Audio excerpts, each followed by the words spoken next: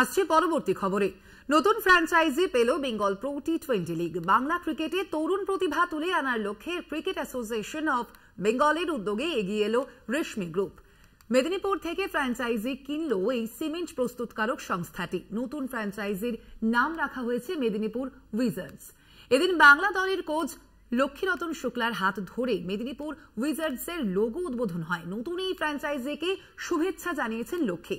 তিনি আশাবাদী এই লিগের সৌজন্যে বহু প্রতিভা উঠে আসবে।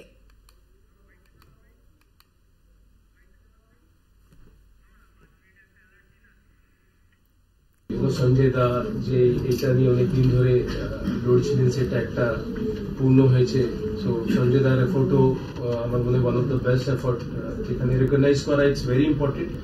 সবার এফোর্ট এর আগে যারা যারা ছিলেন, সৌরভ গাঙ্গুলি হিমসেলফ ওয়ান্টেড, যখন সৌরভ আর অভিষেক যখন প্রেসিডেন্ট অ্যান্ড সেক্রেটারি ছিলেন, আপনাদের মনে হবে সেই সময় থেকেই চেষ্টা চলছিল কি বেঙ্গল প্রিমিয়ার লিগ স্টার্ট করা যায়, বাট এন্ড অফ ডে এখন হচ্ছে। সো যারা যারা এর কোয়েশ্চেন আছেন সবাইকে আমার তরফ থেকে স্পেশাল থ্যাঙ্কস।